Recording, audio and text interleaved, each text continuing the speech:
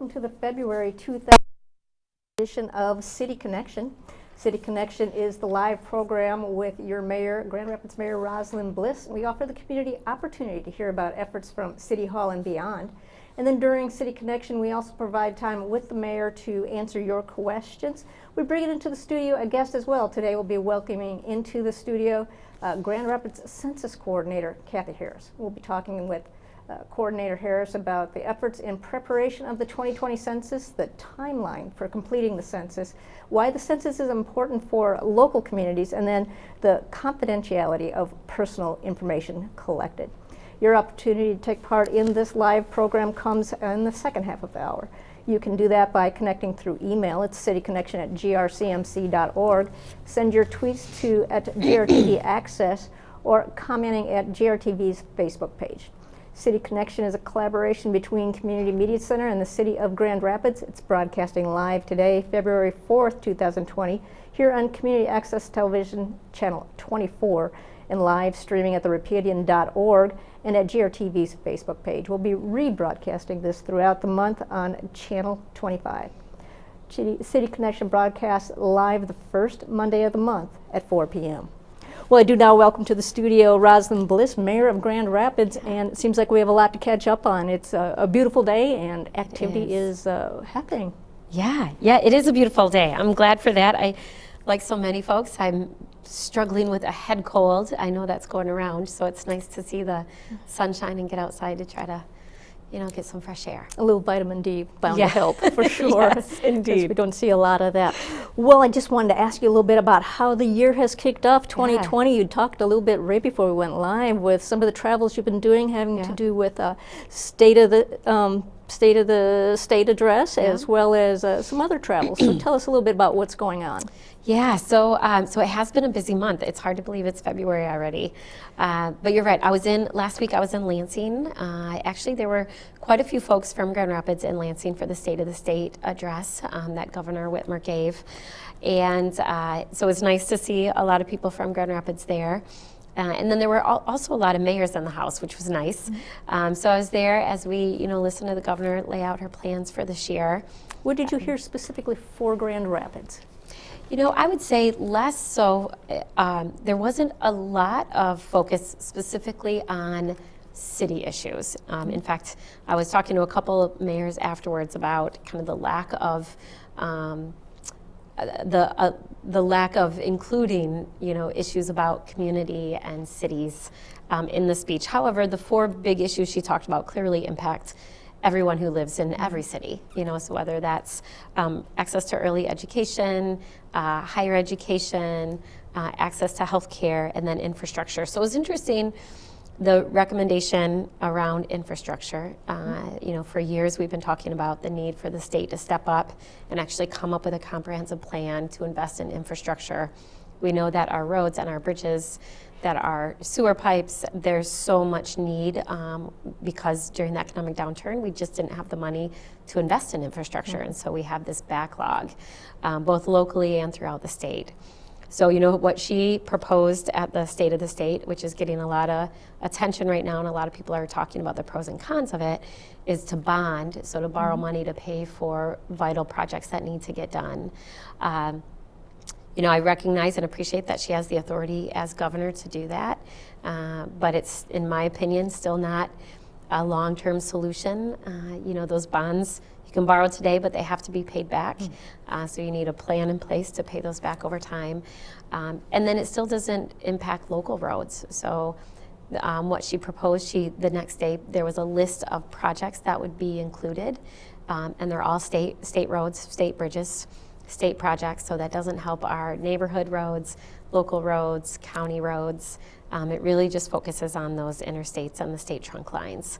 So my hope is that the legislature works with the governor to come up with a comprehensive plan, and maybe it's a mix of new revenue and bonding, but we need to do more than just borrow to fix the roads. I believe that was acknowledged as not even close to a complete solution for this year as well. It's a relatively small amount of money to address the roads.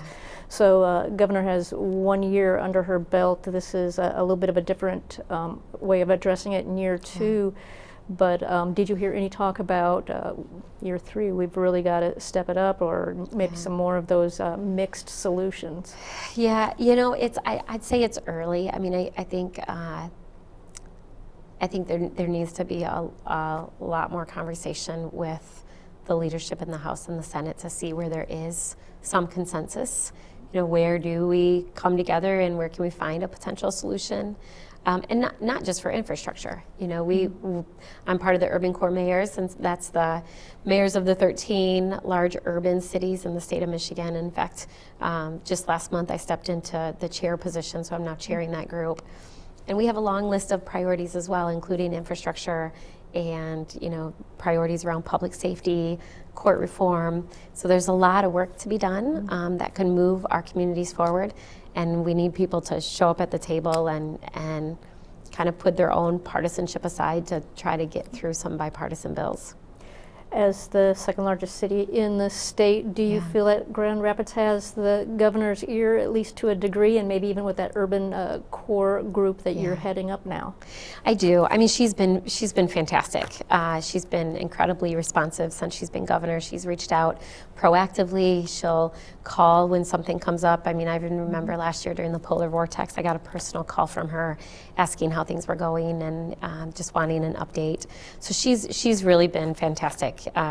Her point person for government affairs is very active in Grand Rapids and the region and is always accessible. So it's been a great relationship, but now we really want to figure out what we can do to move forward some of these priorities. And it's tough. I mean, I get that. There's no easy solutions.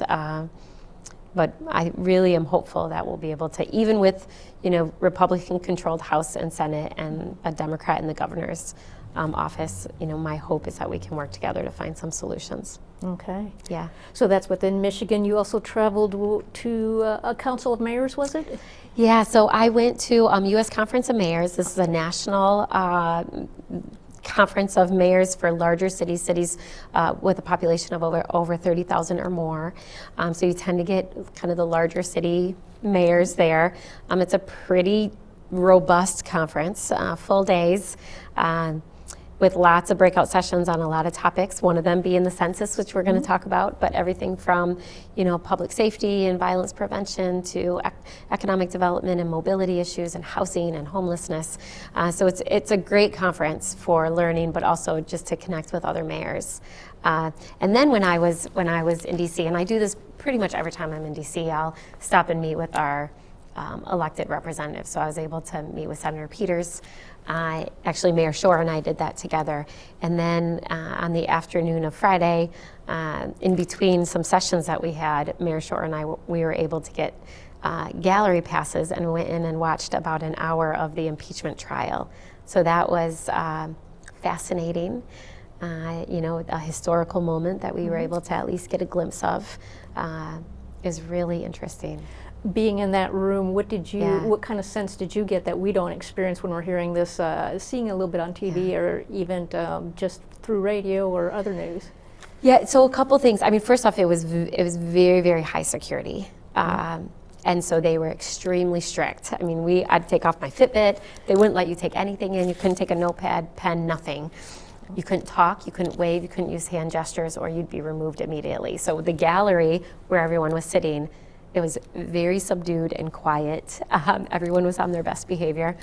But then as you watch down in the gallery, I found it fascinating to watch the different senators. You don't really get that bird's eye view during the arguments, where you can really see the nonverbals and the body language and who's talking to who and who's paying attention and who's getting up and leaving, and it was really interesting. Do you glean a lot of information as you watch some of that body language and a little bit of the motions and actions that go on there? Yeah, it was, it's the whole process. I mean, but that's for another day. Probably not on TV to talk about everything that's going on in DC right now, but it was definitely interesting. Interesting times. Yeah. Well, the other thing you mentioned is that you're going to be going to Seattle, and it's a little bit of an example of how housing is addressed in that city. Yeah. So there's a small delegation from Grand Rapids that I'm joining. It's actually part of this group called Invest Health. So about 3 years ago, Grand Rapids was selected along with 49 other cities to be part of this process called Invest Health. So how do you look at a number of social determinants around health, housing being one of them, funded by the Robert Wood Johnson Foundation. And myself and a small team of folks have been active with this Invest Health team. And through that work, we've got to know other cities. And Spokane, it's actually Spokane, Washington. They have done a lot of really innovative, progressive work, largely through their housing commission. And so a group of us from Grand Rapids, we are going to go and spend 2 full days in Spokane meeting with and learning from the work that they're doing there to see if we can bring anything back with us and implement here in Grand Rapids. So that's this month in just a few weeks, and I'm looking forward to that. I think there's a lot of learning that we can do from other cities that are just trying new things and really leading the charge when it comes to innovation, especially around affordable housing and low-income housing. And they tend to be the city that people look to most often. So I'm looking forward to going again with a great group of people from Grand Rapids who are active in this space around housing to go and see what we can learn. Okay, so correcting that, it's Spokane, Washington. Yeah. Very interesting there as well. Wanted to bring up a couple things here back at the city of Grand Rapids, some efforts when it comes to registering folks for voting and getting absentee ballots, getting able to sign up for that. And there's some satellite locations where that's possible, and the city is really kind of taking a step forward in making sure everybody has that kind of access. We are, we, the City Commission, we've been working really closely with our city clerk, and there's a group of citizens that have been in place for a number of years that look at elections and are always providing input on what we can do to improve. So with the upcoming elections this year, we are being much more proactive to make sure that we are out in community. So we'll be through, there's a number of dates and where the city clerk will be out in different neighborhoods, educating folks about registering to vote, but then also how they can sign up for a permanent absentee ballot. If last year was any indication, we're expecting a pretty high turnout with absentee ballots. So we're also looking at how do we really streamline that process until the legislature allows us to start opening those up sooner. It makes for thousands of ballots that we have to open and run through the day of the election. So we're going to be doing that at a different location in March. And then also through the city clerk's office, we are going to be hiring some additional temporary staffing, and we're leasing out additional tabulators that can hopefully help us get through those absentee ballots much more quickly.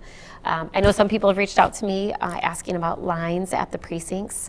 What we're finding is that as more people decide to vote absentee, that the lines are actually going down. Now we still have to have all of our precincts because you have to have a precinct within, certain close miles distance, of every resident.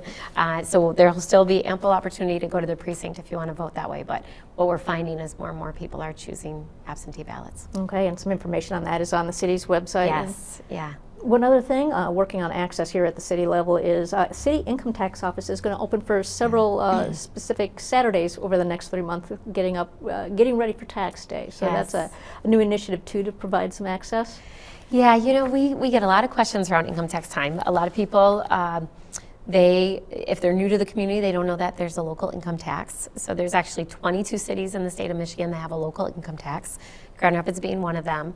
And so we want to make sure that folks know how to file their local income tax, but also to be helpful with their state or federal taxes as well.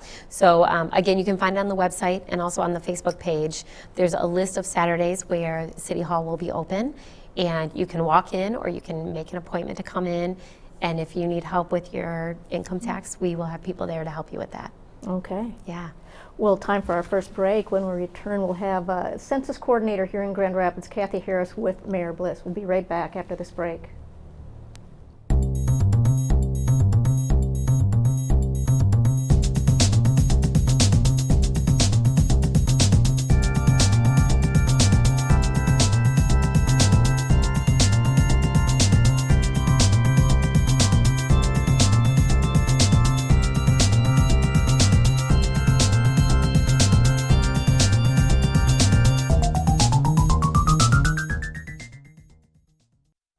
The census is a nationwide survey that counts every person in the United States. This includes documented and undocumented people in the United States. The survey happens on April 1st every 10 years. The first census was taken in 1790, and the next census is taking place on April 1st, 2020. For more information, visit census.gov or email the Garfield Park Association at gpnagr@gpnagr.org.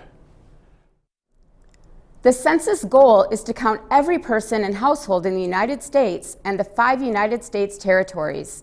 Every household will be counted. Bureau employees will assist people living in large quarters like nursing homes, colleges, homeless shelters or tent cities, military personnel, those displaced from natural disasters, and correctional facilities. It is imperative all people get counted, including undocumented immigrants. For more information, visit census.gov or email the Garfield Park Association at gpnagr@gpnagr.org. The census will ask, how many people are living or staying at your home on April 1st, 2020? Whether the home is owned or rented, about the sex, age, race, and relationships of each person in your home, about whether a person in your home is of Hispanic, Latino, or Spanish origin. It will not ask anything related to Social Security number, money or donations, political party, bank or credit card account numbers, or citizenship status. For more information, visit census.gov or email the Garfield Park Association at gpnagr@gpnagr.org.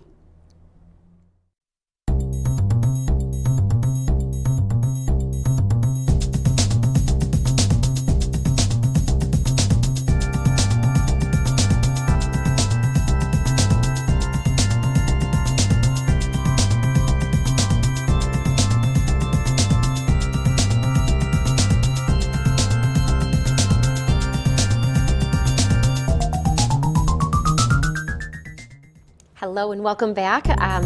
Really excited today to be talking about the census, which is coming up fast and furious here. April 1 is Census Day, and we have been working hard at the city to make sure that we have a complete count. We want to make sure everyone is counted for a whole host of reasons. So last year, the City Commission, we approved funding in our budget to add on some staff to help us get out in the community to make sure that we are educating folks about the importance of the census. And so it was last August, maybe, Kathi joined us at the city to lead all of our census initiatives. So I want to take some time, give you a chance to get to know her and the work she's been doing, and talk about the importance of the census. So first off, for folks who don't know you, I know you've been active in the community for a very long time, which is one of the reasons we're so happy to have you come join us for the census work. So why don't you start by just sharing a little bit about what you've been doing in the community over the years, and maybe even some of the work you've done around grassroots organizing. First, I'd like to thank you and the city for allowing me to have this position. Because of this position, I've learned a lot and met a lot of people, and I've really been enjoying what I'm doing. So with this opportunity, it's just continuing on what I've been doing in the city.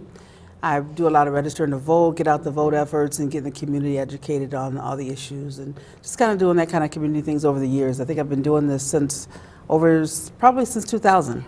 And so with this opportunity, it's give me another turn the page, give me a new opportunity, and I'm having fun with it. Yeah, that's wonderful. So you came on full time, and then you hired some, as I believe we call them, census ambassadors. Yes. So you want to talk a little bit about that, and maybe even like the role that you have, and then in partnership with the ambassadors, and maybe the role the ambassadors have. Okay. We currently have 6 ambassadors. We have a couple Spanish speaking bilingual ambassadors, and so we try to make that diverse because of the communities that we meet. We want to make sure that we can communicate with them. My role is to network and meet and set up events and coordinate the efforts, and then I pass that information on to our ambassadors, and they go out and share that information with the community. Yeah, great. So. And there are a number of efforts in our community. Mm-hmm. So under United Way, there has been a number of mini grants that United Way has given out directly to nonprofits to help spread the word about the importance of the census. Mm-hmm. But then we partner with them as we work on our city-specific efforts. And then we have a complete count committee of community members where we're trying to make sure that all those efforts are coordinated. Yes. So do you want to talk a little bit about those different partnerships and how you work with the different organizations? Sure. First of all, the Complete Count Committee is made up of 70 volunteers throughout the community. And then with that, we have 6 subcommittees. And I'm not sure of all the committees right off. I don't want to miss anyone. But from those committees, then we have our many grantees that receive the funding from United Way. And I made it my business to go out, to reach out to them, to find out what they were doing, to say, hi, my name is, and just to introduce myself and see what we can do together.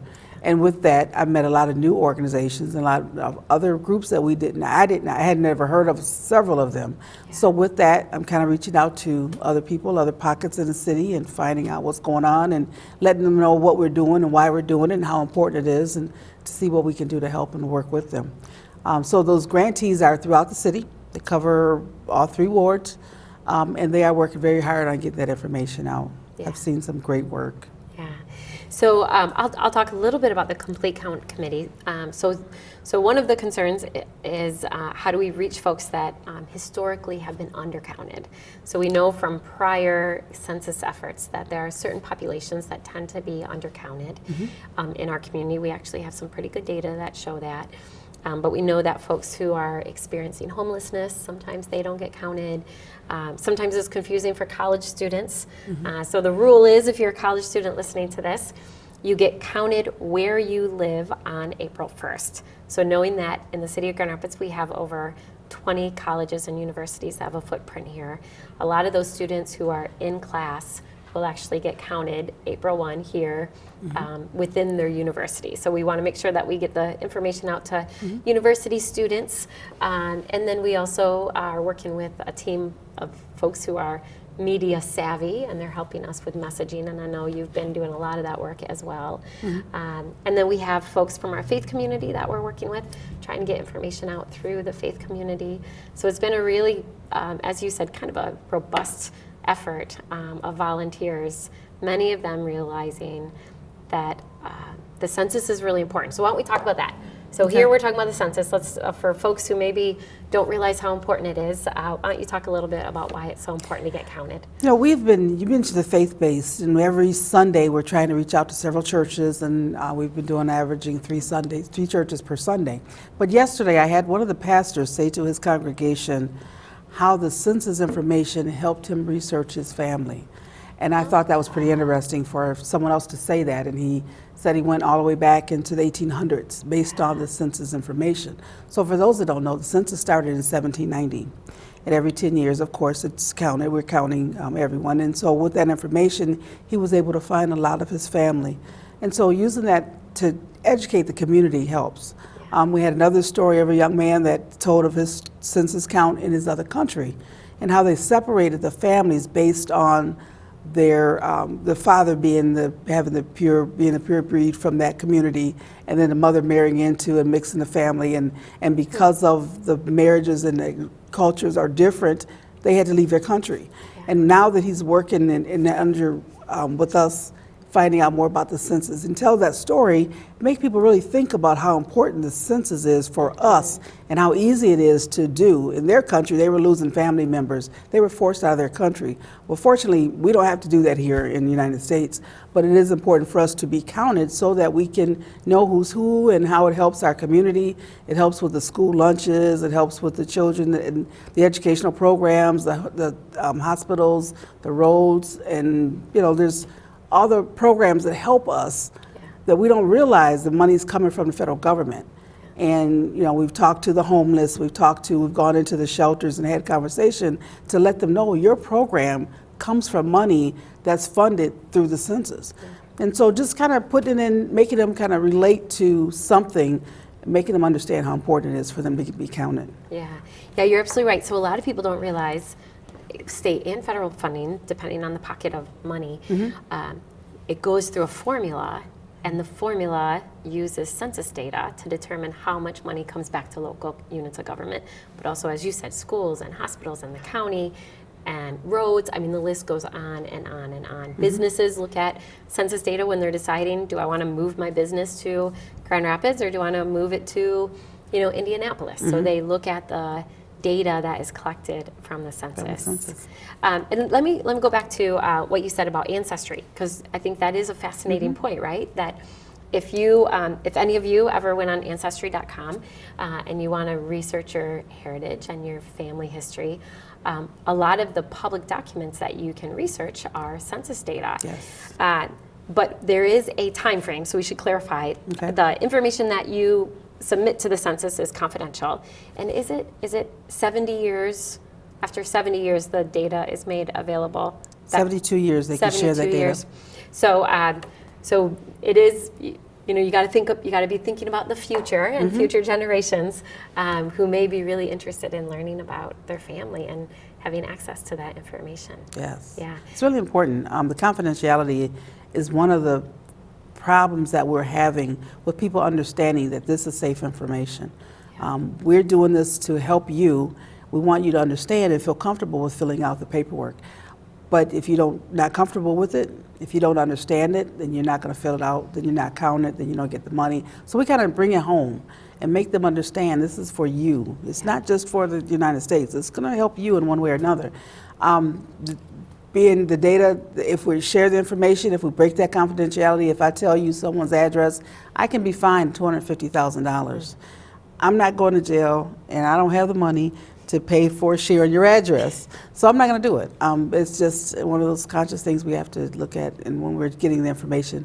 But we try to make them understand. Right now with the problems with immigration, people are really reluctant to filling out that paperwork because of that. But we talk to them enough to where we can make them feel comfortable filling it out and understanding how important it is. The material that we've used, we've translated a lot of it in the language that they can relate to. And so we want them to be able to read and understand, and we have the palm cards in right now 7 different languages so that we can share that and make sure they understand. Yeah. Well, we are just about out of time, so I think that's a good note to end on, and I'm sure there will be some additional questions. But I think you're right. One of our core messages is around the confidentiality of the information, and that there's legal parameters in place that protect that information. That the data that's gathered is then aggregated. It's not down to the individual person or household. But you're right. There's a lot of fear in the community, which is why the work that you're doing with the ambassadors is so critical, because you have a relationship with individuals and you're building trust and you're able to answer those questions face to face. Yes. So with that, we'll call it a break and we'll be back in just a couple minutes.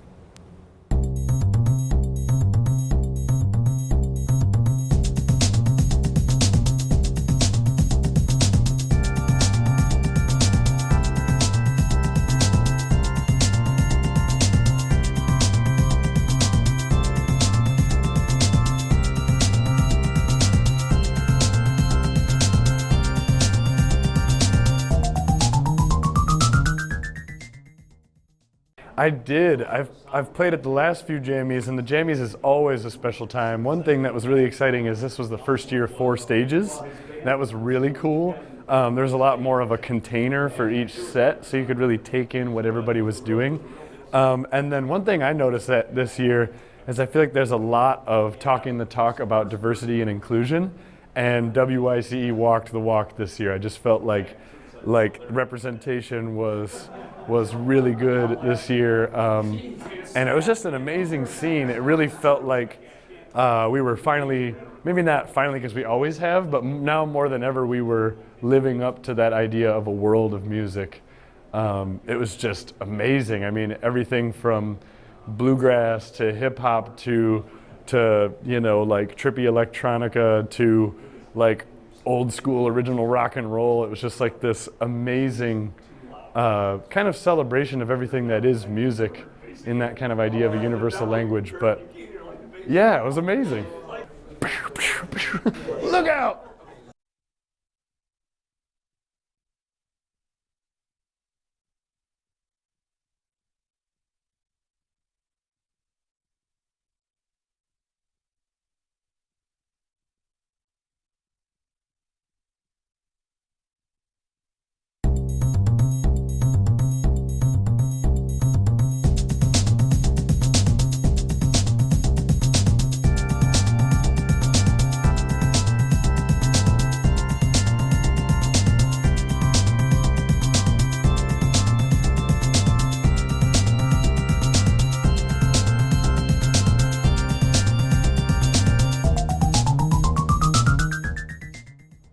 Welcome back to City Connection, and we're in studio with Mayor Rosalynn Bliss as well with Kathi Harris. She's a census coordinator for the city of Grand Rapids, learning quite a bit about that.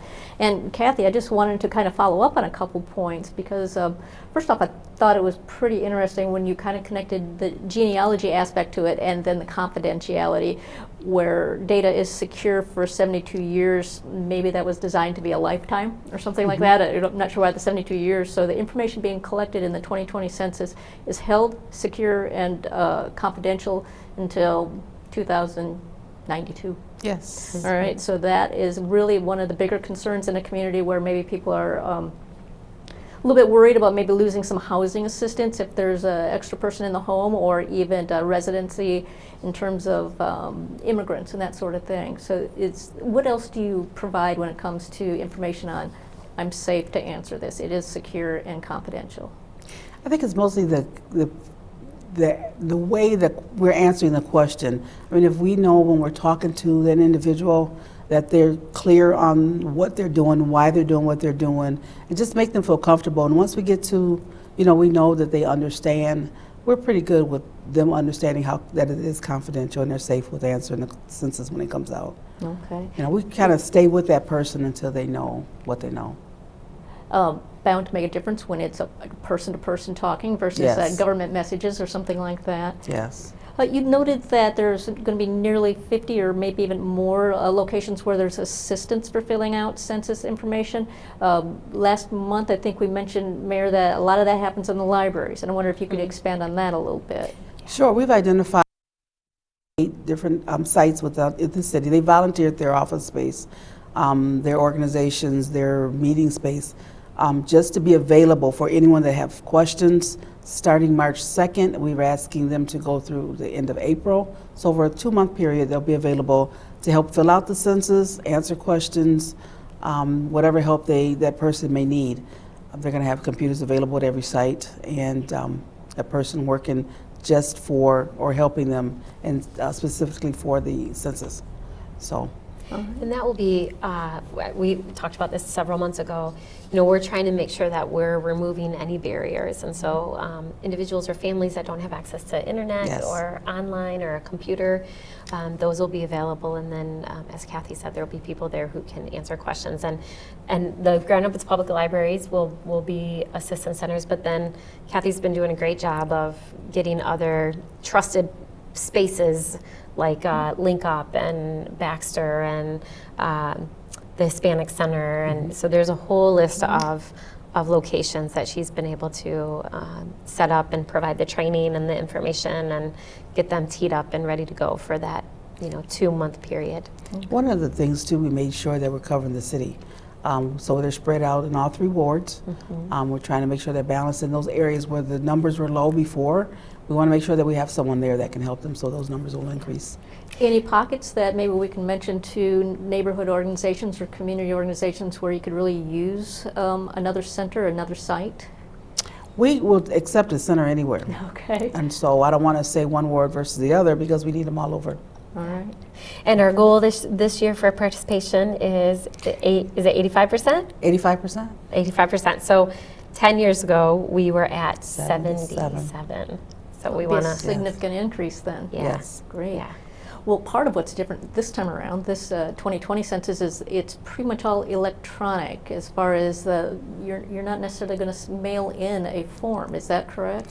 Yes, that is correct. You have the option to mail it in online or by phone. So with the centers, for those that may not have a computer at home, they can go to a center and use theirs and get their information in. It's going to be real time, so those people that fill it out right away, when the enumerators go out, they'll start knowing that what household is turning in already. If they did it today, then they know it'll show up. Their address won't come on their list. So it's a little bit more, the data will get into the system faster this time. Tell a little bit about that timeline. So there's a little bit of mention about postcards go out as far as notifications. What is the timeline moving forward to and beyond that April 1st Census Day? Okay, beginning the week of March 12th, postcards will be going out with a number on an identifier. Will identify your house. And then they'll send another reminder out the next week, and then there'll be a 3rd reminder coming out towards the end of the month. They want to make sure that you get that information in as soon as possible. So with the postcards that are coming out, some household that was mentioned earlier that may receive a postcard and the paper form, because we want to make sure that those areas, and it'll go by zip codes. Okay. So those areas where they had a low turnout, they'll probably get a paper form and a postcard. But it's just a reminder to let you know that the census paperwork is coming out. When you get it, fill it out, send it in. Or if you get the postcard with the number, you can go online right away and do it, take care of it right away. So the sooner that happens, then there's no need to do the extra mailings. You know these houses are already then reported in, and is that kind of the method as far as sooner is better than holding off? Yes, yes. They'll know right away who's turned their form in. And even if they fill it at the center, one of the census centers, they'll know right away that it's done. Okay. And then to say there's not been a response after several mailings, is it then that a census worker actually goes to the residents? Yes, and we're telling people, if you don't want anyone knocking on your door, fill it out, Get it send it in done. right away. You can call and do it online or on the phone.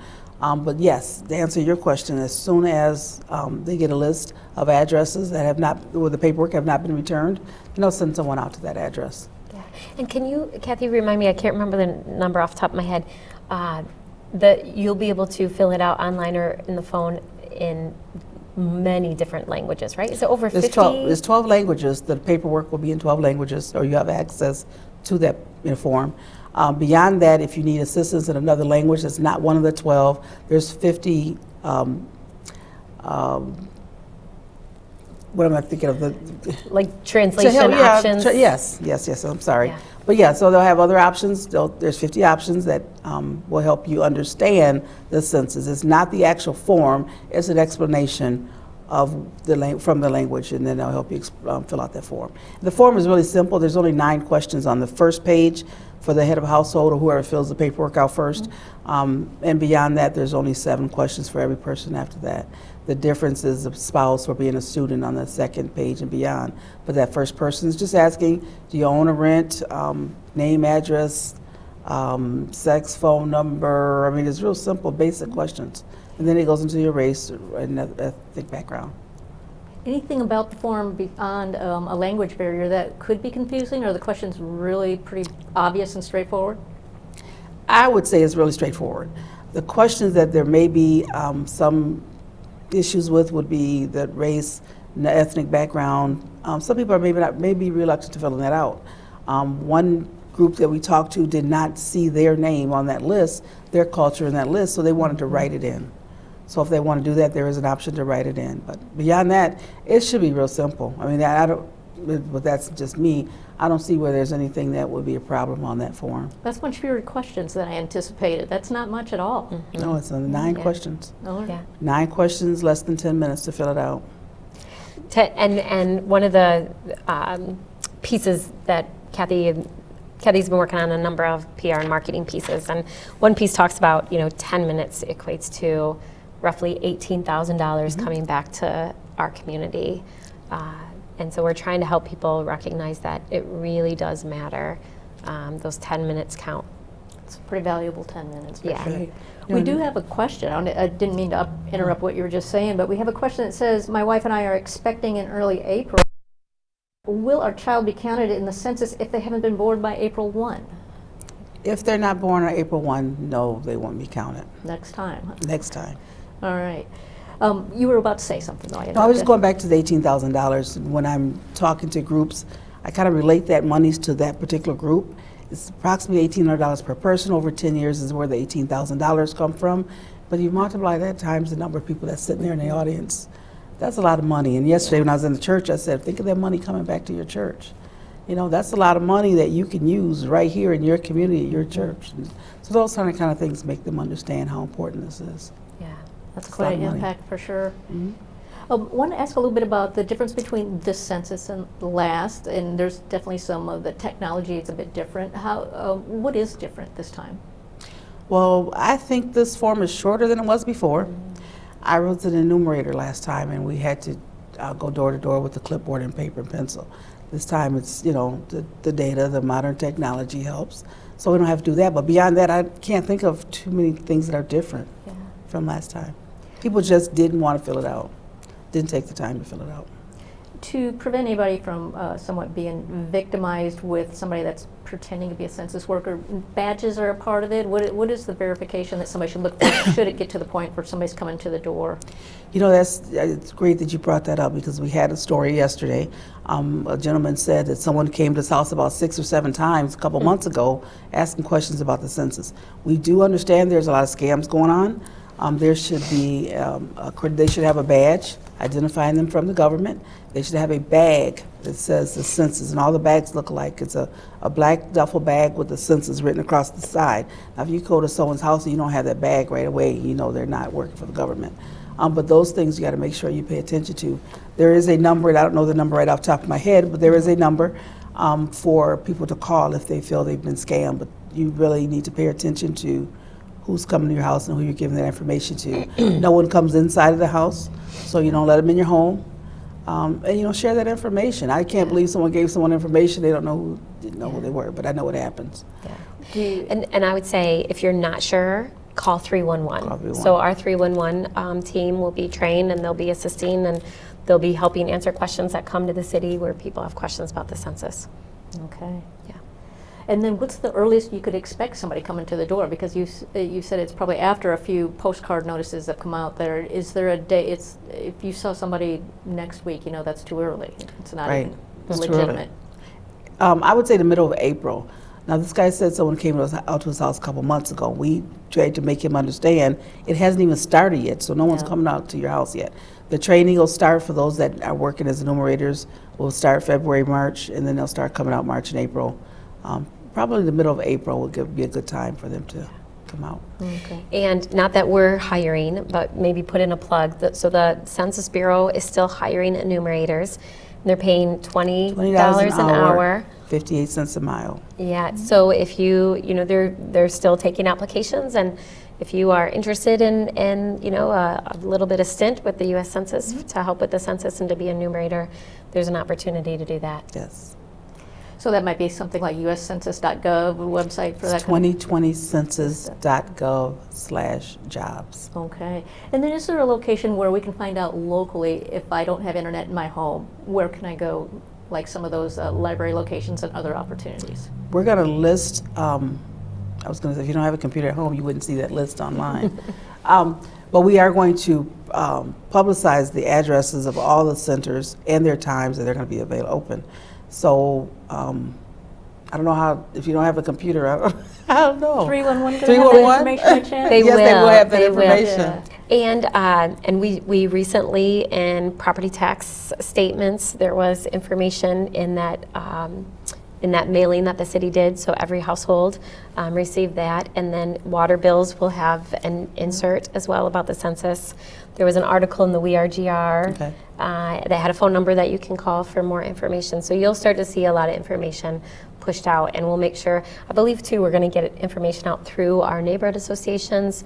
We have the Neighborhood Summit coming up next March, and we'll have a lot of information about the census at the Neighborhood Summit. So we'll be utilizing our partners in the neighborhoods as well to get the word out. Okay. And with just about a minute to go, I just want to see if there's anything you wanted to say with making sure that we've got all the critical information out there for everybody. I just ask that you follow us on Twitter, Instagram, and Facebook, Be Counted GR.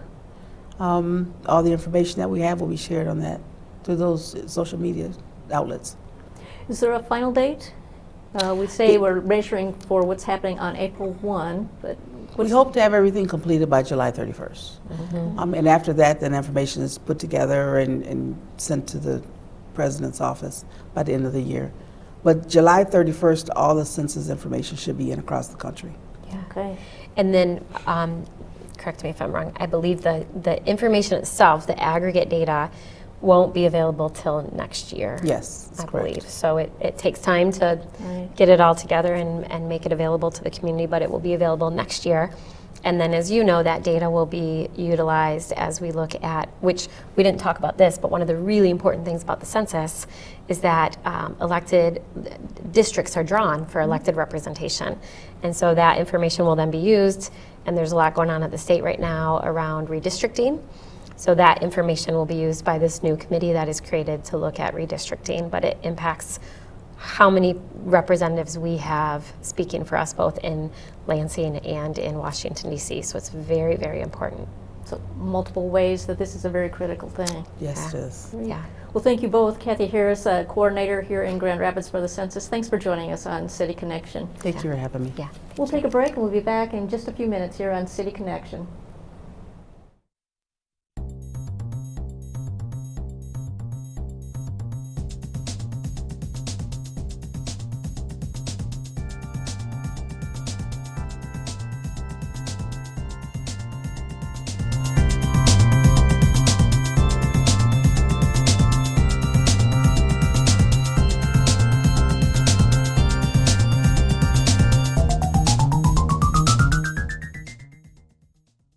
The Rapidian for the community provides an alternative. To be the eyes of somebody who's not there. It's more honest, more authentic, and more true. And you do have the freedom to talk about things because they're things that need to be talked about, not because they'll get readers or viewers or clicks. Sometimes it feels intimidating to write a news story or to write a story about a community issue. What I love about the Rapidian is that they make it really simple and easy. So it's not like you have to meet this deadline by this time. I'll be eating a sandwich in one hand and then I'm like typing in the other. I love the freedom to be able to write from wherever. I think it's a really powerful experience when people are able to tell their story and to be heard. Anyone can have a voice. Anybody can speak. It's a platform for the community to tell its own story in a very authentic way, and that's powerful. A community has to be involved in order for it to be sustainable. And so it tells you something about our community.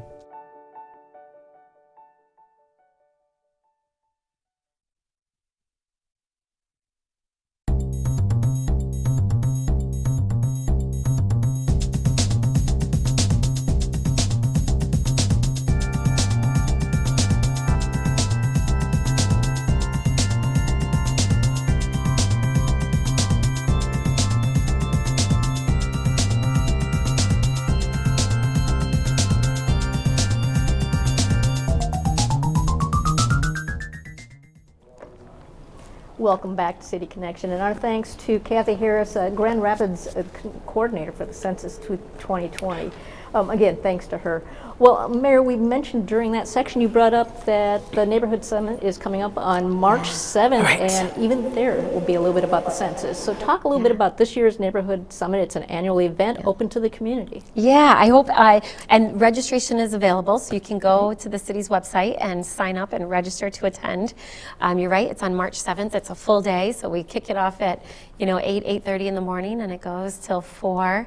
And it's, what I love about the summit, it must be in its 6th year, I think.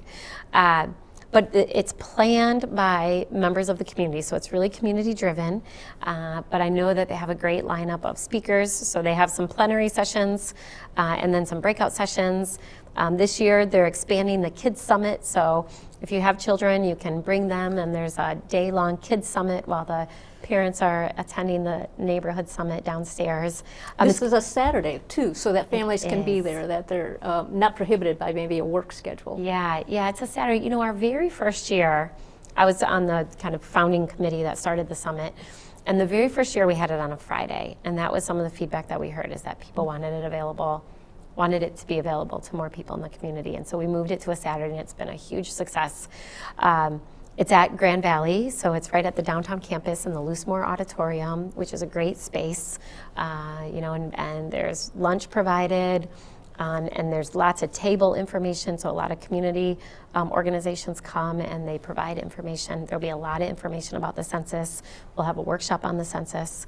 And the theme this year is around environmental justice. So the speaker that they're bringing in is going to talk about environmental justice, talking about how, as we experience the ramifications of climate change, very often it's folks in our community who can least afford to respond to these severe weather events that are most heavily impacted. So how do we become more resilient, but also how do we really target our efforts to make sure that folks who may be already struggling to make ends meet, that they have some support in place for these extreme weather events. So a good example, last year during the polar vortex, 52,000 households were without power, some of them for a full week. Not everyone can afford losing all their food in the refrigerator or freezer, or going to a hotel for 5 days, or maybe they don't have family that they can go to, who has the heat on and hasn't lost electricity. So how do we really think proactively about making sure that we're prepared as we continue to see these really extreme events in our community? The topic of environmental justice, does it touch on things such as what we're experiencing here with some contaminated groundwater, soil, even concerns under the Straits of Mackinac? Yeah. So for me, when we talk about environmental justice, absolutely. It's water quality, it's access, it's it's utilization of utilities, right? Like, so families who are living in a home where that's not weatherized, their utility bills are a lot higher. And again, as you have really high heat or really cold winter days, the utility bills are impacted. So it's a whole host of things. It's air quality, it's lead poisoning. So there's a whole host of issues that fall under that umbrella of environmental justice. The Neighborhood Summit has made large steps every single time to make sure access is not an issue. There's no cost. Yeah. There's basically, you could say, free childcare, but it's even more than that. It's programming for children. There's some food provided. Yeah. There's transportation. It's in a location that has easy transportation. Yeah. Talk a little bit about, since you were part of that founding group, about the original design of the Neighborhood Summit and where it's going. Yeah. So the original design, actually I got the idea from another city that had an annual Neighborhood Summit. And I love the idea, and what I loved about it is that it's a whole day focused on how do you elevate and strengthen neighborhoods, and how do you bring together the community, but also how do you, it's an opportunity to bring in folks from other cities that are doing incredible work and learn. So I'm all about learning about best practices and what is working in other communities that we maybe can learn from. And so it was that very first year that we had the summit, that's really what it was. We brought in speakers from all over the country talking about neighborhoods, from everything from neighborhood development to funding for neighborhoods to all kinds of ideas. And one of the speakers was actually the former director of neighborhoods in Seattle, who started the Neighborhood Match Fund. So Seattle was one of the first cities in the country who set up a neighborhood match fund that provided small matching grants to community groups to do incredible things in their neighborhood. And it was after that first summit that we started our own neighborhood match fund. So and that's a quarterly thing that's now it is. Pretty well known here. Yeah, and they just gave out grants, and I got a report from last year, and just some really great projects all throughout the city and our neighborhoods. The premise of it is that you give a little bit of money to passionate people who care about their community, and incredible things can happen. And that's exactly what we've seen happen here. Okay. So yeah, it's a fabulous event. I love it. I go every year. It's just a day to really celebrate all the great things about our neighborhoods, but also recognize that we have a lot of challenges as well, and how do we come together as a community to address those challenges. So it is free, but there is registrations required. Yes. Because there's a capacity limit. There is a capacity limit, so we do ask people that to register, and then once you register, you'll get all of the information. You'll get a spreadsheet of all of the different workshops, and you can look through those and sign up for those as well. Again, we want to make sure that we have enough space for people. We also want to make sure that we have enough food ordered for people, and so that helps us on the planning end. Registration happens at the city website, or where does that happen? Yep. Okay. So there's a Facebook page, and then it will take you for registration to the city's page, and you register and you put in your information. You put in if you have children that will be attending and things like that. Any food allergies, you submit that, and then you'll get a response and a reminder. All right. Yeah. Very exciting that that's coming up in the next month. Another thing I wanted to ask you about is the effort to kind of attract and retain a diverse retail environment here in Grand Rapids. And there's a partnership now between City of Grand Rapids, Grand Rapids Area Chamber of Commerce, and Downtown Grand Rapids Inc. Tell a little bit about this. Yeah, thank you. This is a component of a number of things that we're doing. For about the last year, we've been talking about what can the city do to make sure that we are business friendly, but also that we're supporting small businesses and local entrepreneurs. We want them to not just start here, but we want them to grow here and to thrive here in our city. And we had heard a lot of feedback from folks about some of the challenges that they were facing. One of them, challenges, if you aren't familiar with the city, challenges with our own internal process. So internally at the city, we hired a small business ombudsman position, and this position is an individual who will be the point person for anyone who's struggling or has challenges, and they'll walk them through any challenges that they may have. So they'll kind of come alongside and support people as they work through whether it's a business license or a permit or a special land use. So internally, we're beefing up our support for businesses. And then we have this partnership with DDA and the Chamber. And it's a partnership twofold. One is to hire a retail retention and attraction specialist. And that too came from the community and from a lot of business districts who said, look, we have all of these vacant spaces.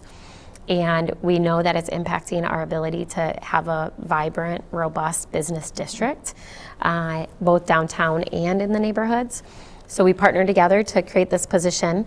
But then we're also partnering to do a market analysis so that we have really good data around vacancy rates and what businesses are most likely to succeed, where is there a saturation. And so we're in the process of doing that analysis as well, and that will inform some of our decisions going forward. But the intent is that this person will really work in partnership with the neighborhood corridor improvement districts and business districts and the DDA to support businesses to open up and then to be successful. And then one other thing, and you may have read this, the DDA also set aside funds for grant funding to help offset the cost of rent for the first 18 months for minority and women-owned businesses that move downtown. So they've given out 6 grants. And so Mosby's Popcorn was a recent one. And so anyway, we're really trying to support minority and women-owned businesses in the downtown district as well. So a lot of little things happening that I believe can come together internally at the city. We also added a position in our equity office. And they are working with minority and women-owned businesses to help them get through the process of becoming an approved vendor with the city so that they can bid on contracts. Again, we really want to support our local businesses, and we want to make sure that we're diversifying our vendor base. Okay. Yeah. Well, last thing I'll ask you is next City Commission meeting? Yes, next week. Next week. Yeah, not tomorrow, a week from tomorrow. All right. Yes. So City Hall is where all that happens, and Yeah, and one other thing about February, just to let you know, February 25th, we have the City Commission, the full City Commission has a 4-hour mid-year work session and update. So we'll get a mid-year financial update. Right. We'll talk about priorities going into the budget. And then in March, the City Manager will present the budget to the full City Commission. And then we have budget sessions lined up in March, April, and May. And then hopefully the budget will be approved by the end of May. Okay. It's a busy time of year as Yes. it reels on.